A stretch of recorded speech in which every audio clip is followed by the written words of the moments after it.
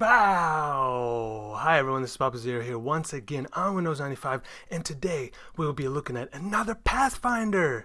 That's right guys, for those of you who have seen my previous videos, I was pretty clear that Pathfinders are just the best. And also, it's been a few more days than just 2. And wouldn't you know it, another Pathfinder reared its beautiful head out of its cave where it was slumbering. The reason why I made this build was because I wanted to finally use the annihilation boots that were collecting dust in my stash. I also wanted to see if I could build the defenses slightly differently and make use of the Wraiths and Flask since I bought it like a month ago and I haven't really used it. Now, I thought about using the Traitor Keystone on a Juggler Chieftain and not use a Pathfinder. But then I thought about it. What does Pathfinder excel at? That's right, Flask usage. What is a Wraith's End? That's right, Flask. I combined the two to make the ultimate, not really, Frostblades build. I also wanted to utilize the relic I found with Melding Flesh Jewel, and henceforth this build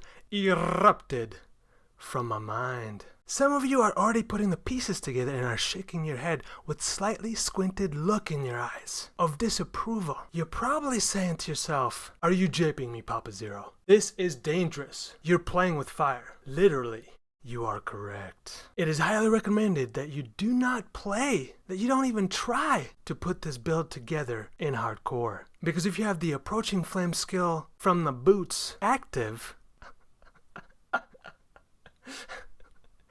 your life will end. You will die under 0.165 seconds. I have timed it. Without flasks up, the resistances on this particular Pathfinder are in shambles. The fire resistance alone is negative 41%. Without flasks up, you're taking 13,000 fire damage per second. Every time you enter a map or a new zone and you don't smash your keyboard with the full force to activate your flasks immediately before the grace period ends, you can say bye-bye to your life force. Your life is forfeit.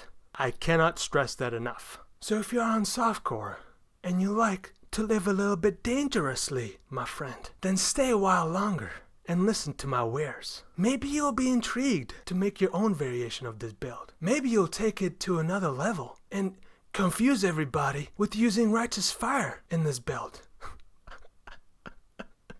Not sure why. You would, since we ain't using any spells for damage, but you could, if you wanted to. Furthermore, a Pathfinder build without silver flasks or quicksilver flasks? Say, what? The beautiful thing about fast melee characters is that if you get enough attack speed, your whirling blades or even leap slam will get you to your destination very quick-like. So there isn't any need for either of those flasks, at least not on this build. Once again, this is an Original Sin ring build. We apply Wither through Eternal Suffering, Cluster Notable, and through Withering Step, Gem. We use Elemental Claw, whose damage we convert to Chaos damage because of the ring. We of course swap out Cruelty for single target damage. Divergent HOA is a must for 100% chance to poison. Boom! The Annihilating Boots that give us Flame Touched for 100% increased damage, some attack speed, physical damage mitigation. We got the Embalmer Gloves for damage and temp chains on hit. Once again, we're using this beautiful Frenzy Charge Generation ring. And we got the Relic for Elemental Overload. For defenses, we got Flasks, of course. So nice. We got Purity of Elements. We got Purity of Lightning. We got the Helmet +1 to max Lightning Res. We got the Armor for +2 and the Effect. We got the Shield for +5.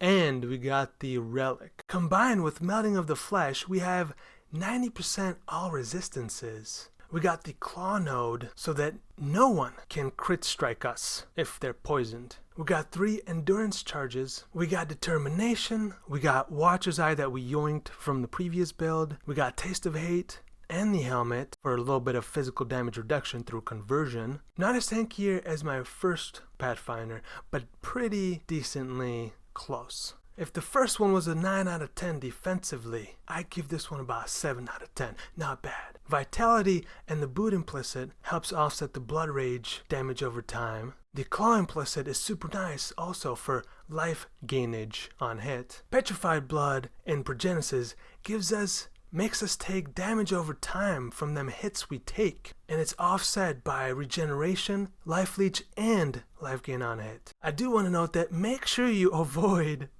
less recovery or no recovery maps. You will be unhappy, let me tell you right now.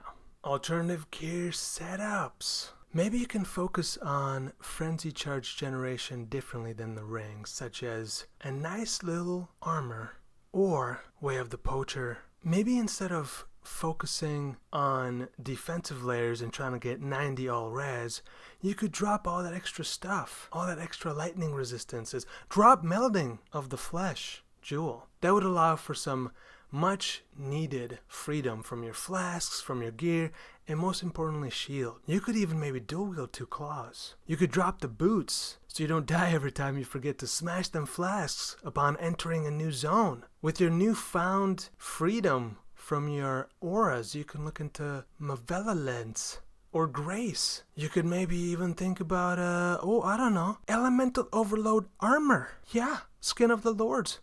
Nice. Maybe for your explosions, you could do Asenet's Gentle Touch. Oh, so gentle. Or Unspeakable Gifts. No enemies want to get these gifts from you, I'll tell you that much. No original ring setup. Honestly, since we're converting so much elemental damage to chaos damage via the ring, I dare say you might as well drop Frostblades, look into something like Venom Gyre or Cobra Lash. I think that you would have to try different skills. I got added cold in my setup. You would, obviously get added chaos damage support.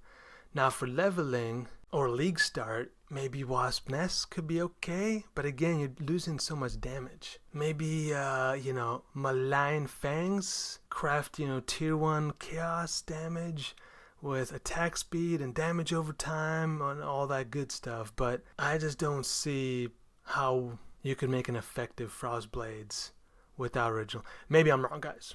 Prove me wrong. Make your own. Share your POB. Let's talk about it. Thanks for watching, and I'll see you next time on another beautiful build or video.